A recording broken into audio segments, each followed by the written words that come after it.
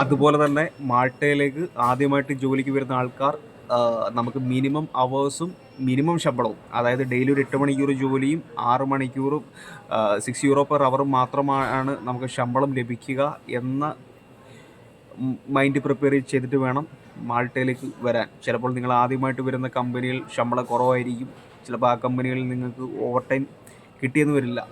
അപ്പോൾ നമ്മൾ തന്നെ വെളിയിൽ പോയി മറ്റൊരു കമ്പനിയിൽ നമ്മളൊരു ഓവർ ടൈം ജോലി സാധ്യത കണ്ടെത്തണം.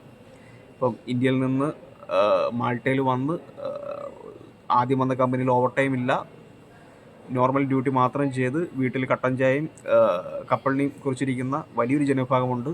അതുപോലെ തന്നെ മറ്റ് കമ്പനികളിൽ പോയി ഓവർ ടൈം കണ്ടെത്തി നന്നായിട്ട് ഏൺ ചെയ്യുന്ന മനുഷ്യന്മാരും ഇപ്പം നിലവിൽ മാൾട്ടയിലുണ്ട്.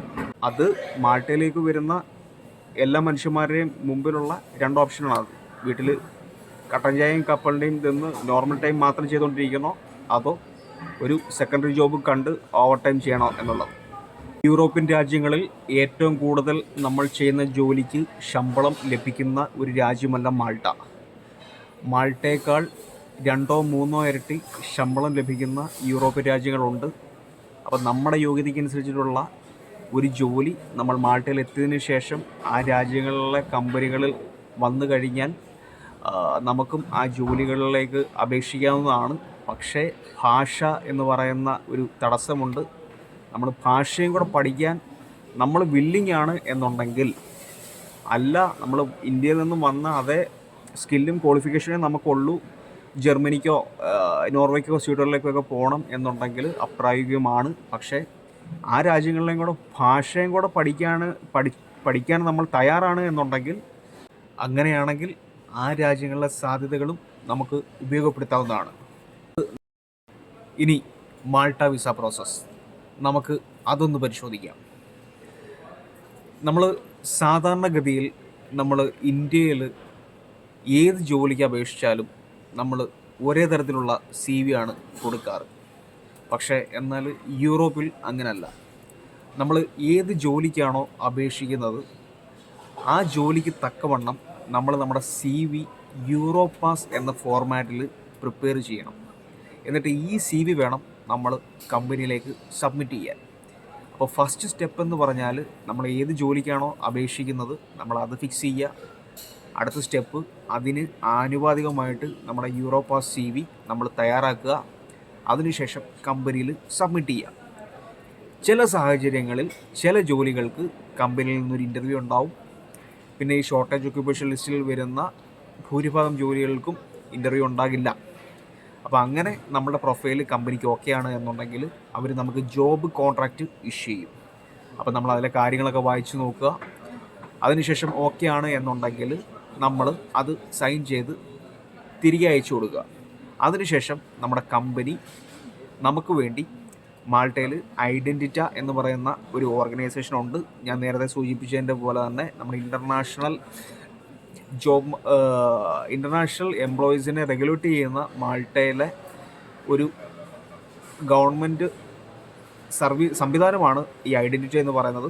അപ്പോൾ നമ്മുടെ കമ്പനി ഈ ഐഡൻറ്റിറ്റിയിൽ നമ്മുടെ ആ ജോബ് കോൺട്രാക്റ്റ് വെച്ച് ഒരു അപ്രൂവലിനായിട്ട് ഒരു പെർമിറ്റിനായിട്ട് കമ്പനി അപേക്ഷ നൽകും.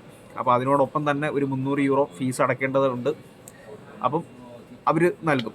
അതിനുശേഷം നമുക്ക് പെർമിറ്റ് ലഭിക്കാൻ 2 ആഴ്ച മുതൽ 5 മാസം വരെ ചില സാഹചര്യങ്ങളിൽ സമയമെടുക്കും. ചില സാഹചര്യങ്ങളിൽ നമുക്ക് ആ പെർമിറ്റ് കിട്ടിക്കൂടണം എന്നും നിർബന്ധമില്ല. ചില സാഹചര്യങ്ങളിൽ നമുക്ക് പെർമിറ്റ് കിട്ടാത്ത സാഹചര്യങ്ങളും ഉണ്ടാവാറുണ്ട്. അപ്പോൾ 2 ആഴ്ച മുതൽ 5 മാസത്തിനുള്ളിൽ നമുക്ക് പെർമിറ്റ് കിട്ടും. നമുക്ക് അങ്ങനെ അവിടുന്ന് മാൾട്ടയിൽ നിന്ന് ഐഡൻറ്റിറ്റിയിൽ നിന്ന് കിട്ടുന്ന ആ പെർമിറ്റിനെയാണ് നമ്മൾ അപ്രൂവൽ ഇൻ പ്രിൻസിപ്പൽ ലെറ്റർ എന്നാണ് പറയുന്നത്. അപ്പം ഈ ഒരു ലെറ്റർ നമുക്ക് കിട്ടിക്കഴിഞ്ഞാൽ അതിനോടൊപ്പം തന്നെ നമ്മൾ മാൾട്ടയിൽ ചെന്ന് കഴിഞ്ഞാൽ നമുക്ക് അവിടെ താമസിക്കാനുള്ള ഒരു റെൻ്റ് എഗ്രിമെൻറ്റ്, ഇവിടെ ഹൗസിംഗ് അതോറിറ്റി എന്ന് പറഞ്ഞൊരു ഡിപ്പാർട്ട്മെൻ്റ് ഉണ്ട്. അപ്പം അവിടുത്തെ പേപ്പർ, അത് നമ്മൾ നോട്ടറി ചെയ്തിട്ടുള്ള ഈ 2 ഡോക്യുമെൻറ്റ്, നമ്മുടെ ഈ അപ്രൂവൽ ലെറ്റർ, നമ്മുടെ നോട്ടറി ചെയ്ത ജോബ് കോൺട്രാക്റ്റ്. അപ്പോൾ ഇത്രയും കാര്യങ്ങൾ നമുക്ക് ഇന്ത്യയിലേക്ക് ലഭ്യമാക്കണം. അതിനുശേഷം നമ്മുടെ ഇന്ത്യയിൽ VFS എന്ന് പറയുന്ന ഒരു സംവിധാനമുണ്ട്, വിസ ഫെസിലിറ്റേഷൻ സെൻറ്റർ എന്ന് പറയും. അതായത് യൂറോപ്യനിലെ രാജ്യങ്ങൾക്ക് വേണ്ടിയും അമേരിക്ക, ഓസ്ട്രേലിയ അങ്ങനെയൊക്കെയുള്ള തുടങ്ങിയ വിദേശ രാജ്യങ്ങൾക്ക് വേണ്ടി വിസയ്ക്ക് അപേക്ഷിക്കുന്ന അപേക്ഷകരിൽ നിന്ന് ഡോക്യുമെൻറ്റ്സ് വാങ്ങി അതാത് എംബസികളിലേക്കും വിസ യൂണിറ്റുകളിലേക്കും എത്തിച്ചു കൊടുക്കുന്ന ഒരു ചുമതലയാണ് VFS എന്ന് പറയുന്ന ഓഫീസുകൾക്കുള്ളത്. അപ്പോൾ നമ്മൾ VFSൽ മാൾട്ടയുടെ ജോബിൻ്റെ ആവശ്യത്തിന് നമ്മളൊരു അപ്പോയിൻമെൻ്റ് എടുത്ത് നമ്മളുടെ ഡോക്യുമെൻറ്റ്സ്, അതായത് മാൾട്ടയിൽ നിന്നുള്ള ഈ അപ്രൂവൽ ലെറ്റർ, നമ്മുടെ ജോബ് കോൺട്രാക്റ്റ്, അതുപോലെ തന്നെ നമ്മുടെ അക്കോമഡേഷൻ്റെ പേപ്പർ, ഇതിനോടൊപ്പം തന്നെ വേറെ കുറച്ച് ഡോക്യുമെൻറ്റ്സ്, നമ്മുടെ പാസ്പോർട്ട്, നാട്ടിലെ നമ്മുടെ എക്സ്പീരിയൻസ് ലെറ്റർ, അങ്ങനെയുള്ള കുറച്ച് കാര്യങ്ങളും കൂടെ കൊണ്ട് നമ്മൾ VFSൽ സബ്മിറ്റ് ചെയ്യണം. അങ്ങനെ VFSൽ സബ്മിറ്റ് ചെയ്ത് നമുക്കൊരു 30 തൊട്ട് ഒരു 90 വർക്കിംഗ് ഡേയ്സിനുള്ളിൽ നമ്മുടെ പാസ്പോർട്ട് നമ്മുടെ കയ്യിൽ തിരിച്ചു കിട്ടും. അപ്പോൾ ഒന്നെങ്കിൽ അതിനകത്ത് നമുക്ക് ഈ യൂറോപ്പിലേക്ക്, മാൾട്ടയിലേക്ക് വരാനുള്ളൊരു വിസ ഉണ്ടായിരിക്കും, അല്ലെന്നുണ്ടെങ്കിൽ നമുക്ക് വിസ നിശ്ചയിച്ചിട്ടുള്ള ഒരു റിജക്ഷൻ ലെറ്റർ ആയിരിക്കും. അപ്പം ഈ VFSലും ഒരു എക്സ്പെൻസ് ഉണ്ട്. ഒരു 40,000 to 50,000 രൂപയുടെ എക്സ്പെൻസ് നമുക്ക് ഒരു VFSൽ സബ്മിറ്റ് ചെയ്യുന്നതിന് ആവുന്നുണ്ട്. അപ്പോൾ നമുക്ക് വിസ റിജക്ഷൻ ആയി കഴിഞ്ഞാൽ ഈ 50,000 രൂപ നമുക്ക് നഷ്ടപ്പെടും.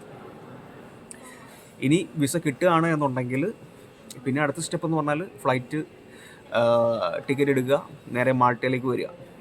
മാൾട്ടയിലേക്ക് വന്നതിന് ശേഷം, നമ്മളിവിടെ വന്നതിന് ശേഷം നമുക്ക് ഒരു മെഡിക്കൽ ടെസ്റ്റ് ഉണ്ട്. അതിനൊരു 20,000 രൂപ എക്സ്പെൻസ് വരും. അതുപോലെ തന്നെ നമ്മളൊരു ഇൻഷുറൻസ് എടുക്കണം, അതിനൊരു 20,000 രൂപ എക്സ്പെൻസ് വരും. ഒരു 40,000 രൂപ എക്സ്പെൻസ് വരും. അതിനുശേഷം ഇവിടെ വന്ന് നമ്മുടെ റെസിഡൻസ് പെർമിറ്റിനായിട്ട്, നമ്മുടെ കാർഡിനായിട്ട് നമ്മളിവിടെ അപേക്ഷ കൊടുക്കണം.